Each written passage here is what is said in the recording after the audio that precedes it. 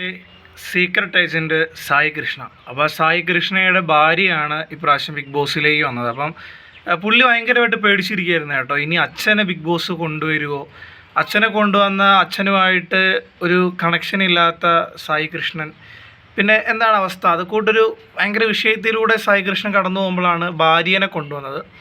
അപ്പോൾ പുള്ളി ഭയങ്കര സന്തോഷത്തിലായി. പക്ഷേ സന്തോഷത്തിലായതിനു ശേഷം പുള്ളി ഒരുപാട് പട്ടികളെ വളർത്തുന്നുണ്ട് വീട്ടിൽ. അപ്പോൾ അതിനകത്ത് ഒരു പട്ടി ചത്തുപോയി. അപ്പം അത് ഭാര്യ സായി കൃഷ്ണനോട് പറഞ്ഞതല്ല, സായി കൃഷ്ണൻ ചോദിച്ച് പറയിപ്പിച്ചതാണ്. അപ്പം ഒരു വളർത്തു നായ ചത്തുപോയി കഴിഞ്ഞാൽ, വളർത്തു നായ എന്നല്ല, നമ്മൾ വളർത്തുന്ന ഏതൊരു ജീവി ചത്തുപോയാലും നമുക്കുണ്ടാകുന്ന വിഷമം എന്ന് പറഞ്ഞത് വല്ലാത്ത വിഷമമാണ് കേട്ടോ. അത് അങ്ങനെ വളർത്തിയോർക്ക് അതിൻ്റെ വേദന മനസ്സിലാകും. എൻ്റെ വീട്ടിലൊരു പൂച്ച ഉണ്ടായിരുന്നു. ഞാൻ വളർത്തിയതൊന്നുമല്ല, അത് എവിടെ നിന്നോ കയറി വന്ന പൂച്ച. പിന്നെ അതിന് ചോറ് കൊടുത്തും വെള്ളം കൊടുത്തും അത് ഇവിടെ തന്നെയായി. പക്ഷെ പെട്ടെന്നൊരു ദിവസം അങ്ങ് ചത്തുപോയപ്പോൾ എനിക്കുണ്ടായ വിഷമം എന്ന് പറഞ്ഞാൽ ഭയങ്കര വിഷമമാണ്. അപ്പം പട്ടീനെ ഇത്രയധികം സ്നേഹിച്ച് വളർത്തുന്ന ഒരാൾക്ക് ആ പട്ടി പെട്ടെന്ന് ചത്തുപോയി എന്ന് കേൾക്കുമ്പോൾ ഉണ്ടാകുന്നൊരു വിഷമം എന്ന് പറഞ്ഞാൽ ചില്ലറയല്ല.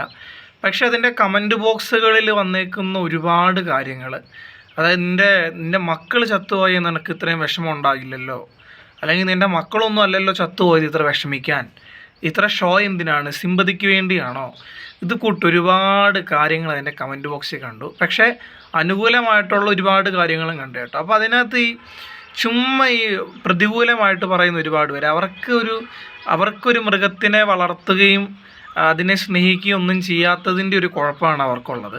ഇവരുടെ വിചാരം മനുഷ്യന്മാരെ മാത്രം സ്നേഹിച്ചു കഴിഞ്ഞാൽ നമുക്ക് എന്തെങ്കിലും ഒരു ആവശ്യം ഉണ്ടെങ്കിൽ മനുഷ്യന്മാർ വന്ന് എല്ലാം അങ്ങ് നടത്തി തരുമെന്നാണ്. ഒരിക്കലും അല്ല. നമ്മൾ വളർത്തുമൃഗങ്ങളെ സ്നേഹിച്ചു കഴിഞ്ഞാൽ അത് നമുക്ക് തരുന്ന സ്നേഹം എന്ന് പറഞ്ഞാൽ മനുഷ്യന്മാർ നമുക്ക് തരുന്ന സ്നേഹത്തിൻ്റെ 10 ഇരട്ടിയുണ്ട്. അത് കൂട്ടുമൃഗങ്ങളെ വളർത്തിയവർക്ക് മാത്രമേ മനസ്സിലാകുള്ളൂ.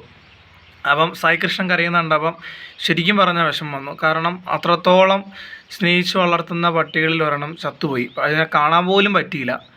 അപ്പോൾ ആ വിഷമം എന്ന് പറഞ്ഞാൽ നമുക്ക് ചിന്തിക്കാൻ പറ്റുന്നതിലപ്പുറമാണ് കേട്ടോ. അത് സായി കൃഷ്ണൻ കരഞ്ഞു തീർത്തു. നമുക്ക് പുള്ളീൻ്റെ വീഡിയോസിലൊക്കെ കാണാം കേട്ടോ. പുള്ളി ഭയങ്കര ബോൾഡായിട്ടുള്ളൊരു മനുഷ്യനാണ്. പക്ഷേ പുള്ളീൻ്റെ ഇമോഷണൽ സൈഡുകൾ ഇപ്പം കാണാൻ തുടങ്ങി.